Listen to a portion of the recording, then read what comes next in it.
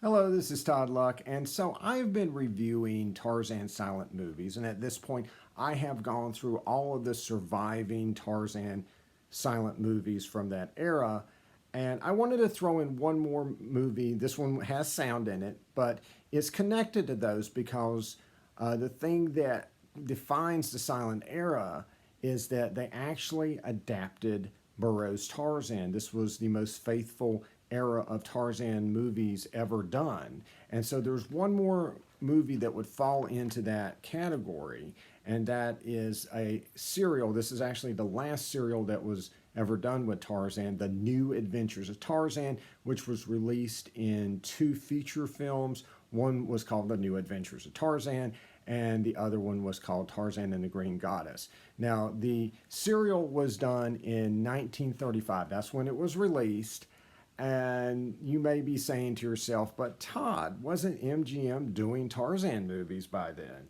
And you're right. MGM released Tarzan of the Apes in 1932, and they released Tarzan and His Mate, which, by the way, is really cheap on VHS, in 1934. However, that deal with MGM only was for two movies. So at this point, Burroughs, who had created the biggest franchise in the world, was looking at other options. And so he was wanting a bigger cut of the profits. He was wanting more control. And so a friend of his named Ashton Deerholt approached him with a couple business partners to form what would be called Burroughs Tarzan Enterprises. And this was going to be a little company that was going to run the Tarzan franchise, which at that point was becoming quite large and involved. And so part of that was that Ashton Deerholt was going to go to Guatemala and shoot a Tarzan movie. And that is how The New Adventures of Tarzan came about. This would be one of the few Tarzan productions actually shot in a jungle, and everything would go wrong. There's a lot of drama and there's a lot of things that went wrong in the production, but we're going to take a look at the movie itself first and talk about that, and then we'll talk about the making of it and how Tarzan ended up back at MGM. So The New Adventures of Tarzan has Tarzan going to Guatemala to rescue his friend Paul Darno, who, yes, actually does appear in this movie, which is awesome, from a lost civilization of Mayans. And there's also a couple expeditions going to this lost city to try to retrieve a statue called the Green Goddess, which for some reason, which is never explained, has a formula for an explosive inside of it. And there's also a villain named Raglan who is also trying to get this so his employer can sell it to the highest bidder. So both the serial and the movie named The New Adventures of Tarzan were released in 1935. Now, the feature version of the serial only covers the first two chapters of the serial. However, the serial is really front-loaded with its best action in those first two chapters. It is really amazing stuff where the heroes go to Guatemala and fight the lost civilization and rescue Paul Darno, and it's some really exciting stuff. Now, there is, unfortunately, a scene on the boat. There was a great fight scene, and it involves Tarzan swinging around on the boat and stuff like that. That was really spectacular. That is cut out of the feature version. However, it is replaced with an equally thrilling scene where Tarzan rescues someone who has fallen into a river and is getting swept towards a waterfall and all that good stuff. They do add in a scene from later in the movie showing that they retrieve the Green Goddess at the end to, give you a sense of closure. And you do get a pretty good sense of closure at the end of this feature film, even though it only goes over the first two chapters. However, if you're thinking that 2 out of 12 chapters isn't a whole lot for a feature-length film, you're right, and they do use a lot of animal footage for filler, and it is absolutely bizarre. You'll be watching it and suddenly the story will stop and you'll be sitting there for several minutes just looking at random animals in Africa that have nothing to do with the story. Some of the footage is quite nice. I really was impressed by the aerial footage they had of some of the herds of animals and stuff. However, it is narratively frustrating to have the story grind to a screeching halt so we can look at random animals for no damn reason. So the second movie that was made from the serial was called Tarzan and the Green Goddess, and this used the later chapters in the serial. And this is basically a story of how the heroes are pursuing Raglan, trying to get the Green Goddess back. He somehow got it after the last movie, which is true of the serial, right? Raglan gets the Green Goddess and they, chase him around trying to get it back. And I consider, kind of the middle chapters of the serial to be not quite as exciting. They're still good, but not as thrilling as those opening chapters. But it does have some pretty climactic stuff at the end that is pretty impressive. This movie does contain a new introduction, which is very awkwardly written. It shows footage of African animals while it's talking about Guatemala, claims that there are lions in Guatemala. And this is probably to explain why there is a lion towards the end of the movie in The Lost Civilization, but this is explained in the serial by just saying that The Lost Civilization had some kind of vague connection to Africa. The badly written introduction also makes it sound like all the natives of Guatemala want to kill white people. It's not very good. The rest of the movie is a perfectly competent version of the serial. However, when we get to the final scene at the end, there's this climactic scene where a villain has captured everybody on a boat that's in the middle of this horrific storm, which is actually quite impressive. I was very impressed by the storm effects. Unfortunately, they leave out the final battle with the villain, which makes it very incoherent. Like, you're kind of like, what happened to the bad guy? I don't know why this was cut. It was only maybe about a minute worth of footage. So because of those reasons that I've just listed to you, I recommend watching the serial over the feature adaptions of it. However, if you like the serial and you want to see how it was done in the feature films, absolutely go watch them, or just out of historical curiosity. But if you're only going to watch this movie one time, go watch the serial version because it is a more complete and coherent experience. And so the serialized version of New Adventures of Tarzan is actually widely available. You can watch it in numerous places, including Tubi and YouTube. And I do highly recommend watching it. And so let me talk about the things that this movie gets right. I don't think this is quite the caliber of most of the silent movies, but it does get some things very right. And one of those is the look of Tarzan. That was something that was missing in the silent movies.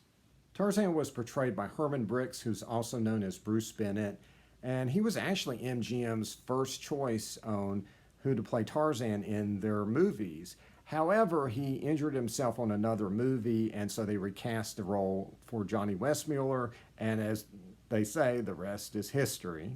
Also worth noting is that they use the Tarzan yell from the Tarzan radio series, and that is Tarzan yelling Tarmangani.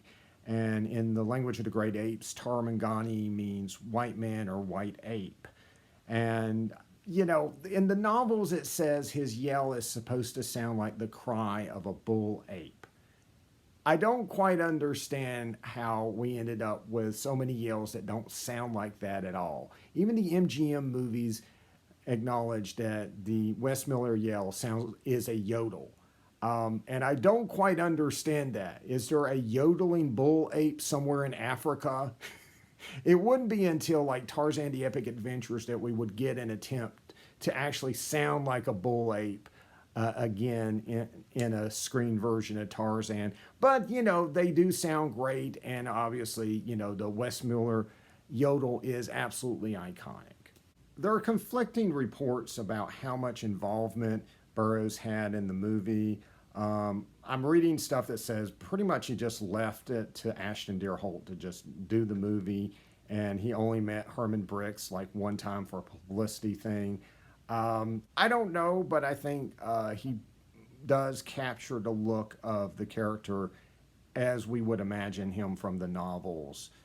And by the way, comic artist Thomas Yeats seems to use Herman Bricks as the model for his Tarzan whenever he does Tarzan comics. So that's pretty awesome. Another thing this movie gets right is the action. This really does capture the action scenes from the novels very, very well. There's a scene in that lost city where the inhabitants swarm the heroes, and it looks like a colony of ants is just descending on them. There's just so many of them. And you see Tarzan fighting them off, and he's towering over them, you know, like that giant of the jungle that Burroughs described. And it's just really spectacular. I've never quite seen anything like that before, and it's just really fantastic. And the fight scenes with the lions are both terrifying and amazing to watch. Herman Bricks does his own stunts, and he literally wrestles a lion to the point where there are scenes where the lion has Herman Bricks's arm in his mouth. It looks insanely dangerous, but I can't take my eyes off of it. It is amazing to behold. And even the fight scenes that are just a couple guys fighting are really interesting to me because they have this kind of frantic, chaotic, really raw energy to them. You know, it's very different from the choreographed fight scenes we're so used to in movies. It just feels very raw and very real, and I really like it. And so Ashton Deerholt was essentially an independent filmmaker, and so he couldn't give you the spectacle that MGM could. You know, he just didn't have the budget that they did. However, what he gives you is something I think, in my opinion, probably better. Is authenticity. It's actually going to the real jungles and real locations in Guatemala, and actually seeing real ruins, and actually having the actors go and interact with the real natives of Guatemala. And I thought that that was pretty cool. And the natives are portrayed in a perfectly acceptable way, at least to me. The Mayans are appropriately villainous and badass, even though we don't know much about them. And the regular natives of Guatemala just seem like regular people who are hired to help our villain or our heroes out. And, you know, they speak like you would expect someone to speak who has English as a second language. There's no attempt to make them sound, you know, ignorant or anything like that. And they are treated humanely by the main characters, and I just say that it contrasts with those first two MGM movies, which I just watched for the first time. There's just some stuff in those MGM movies that just don't hold up well. All right, so detractors for the new Adventures of Tarzan. So let me just say that no one is going to win any awards for their acting in this movie. If you're looking for a movie with great performances, this ain't your flick. So the script is also not going to win any awards. It is very awkward. The story itself actually has a lot of the plot beats that you would expect in a Burroughs novel. However, it doesn't have any of the depth. We don't know anything about the Mayan civilization. We don't know anything about the characters. They're just archetypes. I will say at least that the heroes are appropriately heroic and virtuous, and the villains are appropriately villainous, which is another contrast with the MGM movies. The flatness of the story probably comes from the fact that they ran out of money. And so a lot of the stuff they wanted to do in the movie, they just couldn't do. There was actually a press book that was printed up in advance that has a story that is completely wrong because it has all the stuff they originally wanted to do. And that's what's usually used as the synopsis for this movie. It has, for instance, Ula Vale as a secret agent and stuff like that, which just didn't make it into the finished movie. All those characters were actually going to have something to do.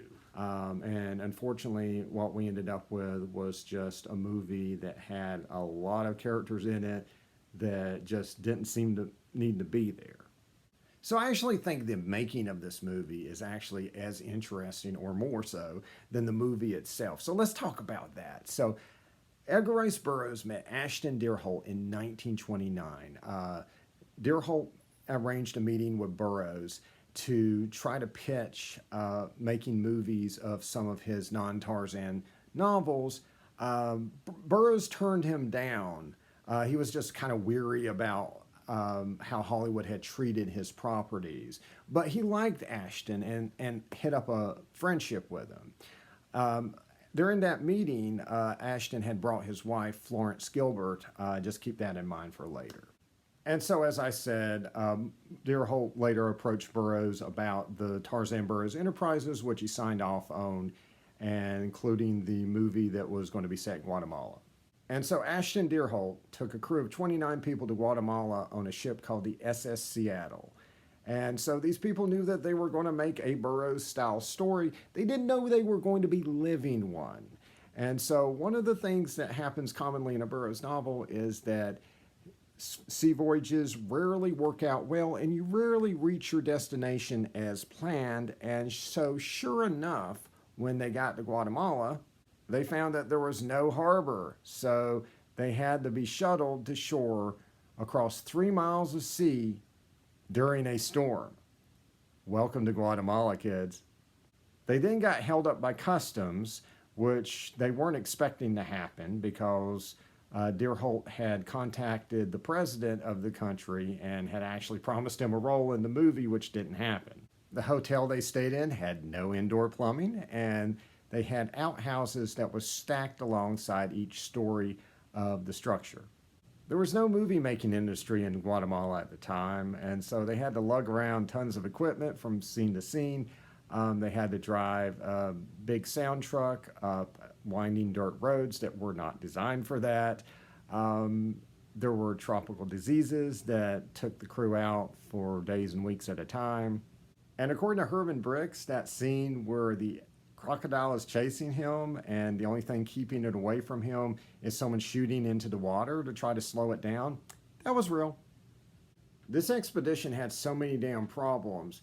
The feature version of it actually includes a thank you to the crew for going through all of that, as well as an apology and an asking for your indulgence because the climate of Guatemala actually damaged some of the film, causing some sound issues. Now, in the feature version, you may not know what that is because the sound to me in the feature version was fine. They'd cut out some of the more problematic scenes. But if you watch the serial version, you will definitely know what I'm talking about when I say that some of the sound got messed up. And again, you're just going to have to give them your indulgence.